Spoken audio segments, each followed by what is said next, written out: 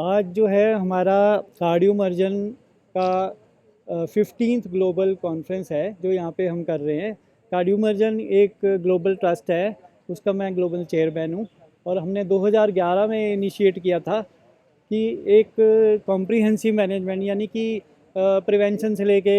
Treatment तक और उसके बाद इंटरवेंशन, ऑपरेशन, नई टेक्नोलॉजी, लेटेस्ट अपडेट और कैसे उसको रिहेबिलिटेशन करना है, हर एस्पेक्ट को डिफरेंट स्पेशलिटी के लोग इकट्ठे आके मिलके लोगों तक पहुंचाते हैं। तो उसमें हम पूरी वर्ल्ड के डॉक्टर्स को बुला के, इस बार भी 25 कंट्रीज़ के डॉक्टर्स इसमें पार्टिसिपेट कर रहे हैं। और हमारे जो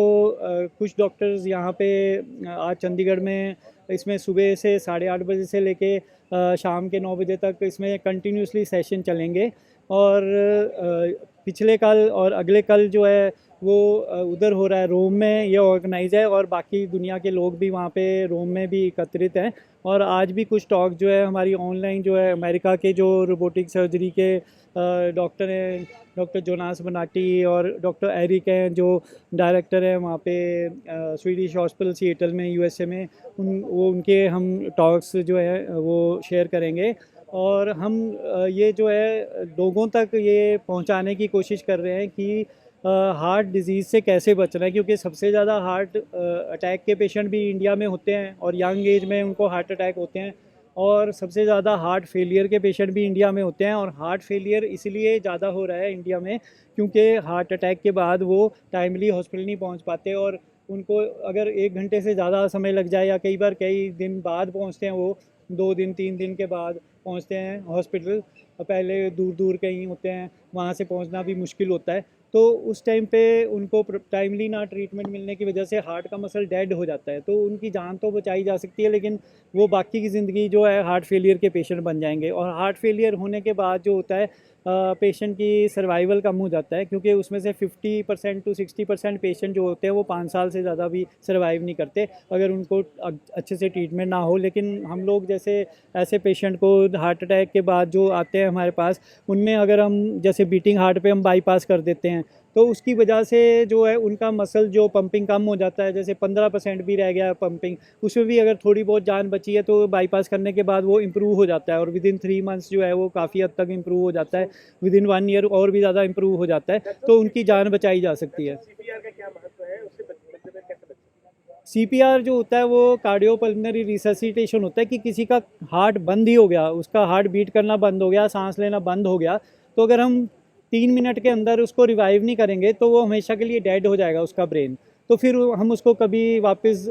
ज़िंदा नहीं कर सकते। तो इसलिए जैसे ही किसी को कार्डियक अरेस्ट होता है तो हमको फटाफट तुरंत ये पहचानना है कि इसको कार्डियक अरेस्ट हुआ है, उसकी सांस नहीं चल रही है, उसकी धड़कन महसूस नहीं हो रही है, तो हमको सीपीआर स्टार्ट करना पड़ता है और उसको तब तक कंटिन्यू करना है जब तक मेडिकल हेल्प नहीं आती। अगर हम उसको इनिशिएट कर देंगे, उसमें हार्ट का कंप्रेशन भी करना होता है और जो है 1 मिनट में 100 से ज़्यादा बार कंप्रेशन करेंगे और उसके बाद जो है बीच बीच में अगर अकेले हैं तो फिर हर 30 कंप्रेशन के बाद 2 बार सांस भी देना है। तो अगर हम ये करेंगे तो मेडिकल हेल्प आने तक हम उसको बचा सकते हैं।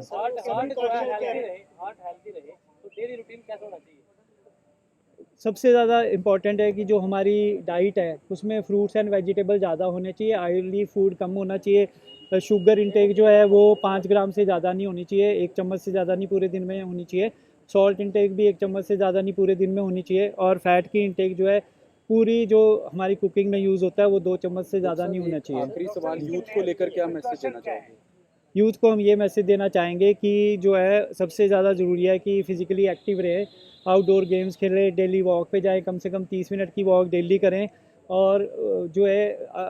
जिम में जाने से पहले या एक्सरसाइज करने से पहले अपना हार्ट की जांच करवाएं कि उसकी टॉलरेंस कितनी है, क्योंकि कम एक्सरसाइज करने से भी हार्ट की डेथ होती है कार्डियक अरेस्ट से, और ज़्यादा एक्सरसाइज करने से भी हार्ट अटैक से डेथ हो सकती है। तो इसलिए हमारे को जो है लिमिट में एक्सरसाइज करनी है और हर एक इंसान का लिमिट डिफरेंट होता है, डाइट बैलेंस लेनी है और स्ट्रेस नहीं लेना है ज़्यादा, और अपने रिस्क फैक्टर्स को कंट्रोल में रखना है। मोटापा नहीं होना चाहिए, स्पेशली जो एप्पल शेप्ड ओबेसिटी बोलते हैं जो इंडियंस में बहुत कॉमन है कि पेट बाहर होता है बाकी की बॉडी ठीक होती है, तो वो जो होता है सबसे बड़ा कार्डियक रिस्क होता है। तो अगर हमारे पेट का जो रेशियो है वो पूरी हाइट से हाफ से कम होना चाहिए। हाँ जी। वायरस में, तो मेन प्रिकॉशन क्या लेना चाहिए? प्रिकॉशंस, डाइट बैलेंस्ड होना चाहिए, फिज़िकल एक्टिविटी होना चाहिए और स्ट्रेस नहीं लेना चाहिए, स्मोकिंग नहीं करना चाहिए, अल्कोहल एक्सेस में नहीं लेना चाहिए और इसके अलावा हमारे को जो है अपनी फैमिली हिस्ट्री को देखते हुए एक डॉक्टर से एडवाइस लेते रहना चाहिए प्रिवेंशन के लिए। तो प्रिवेंशन अगर हम करेंगे तो हार्ट अटैक होने नहीं दे सकते और अगर हो गया हार्ट अटैक तो आगे क्या करना है वो भी मेडिकल गाइडेंस में अगर करेंगे तो हम एक नॉर्मल लाइफ बिता सकते हैं।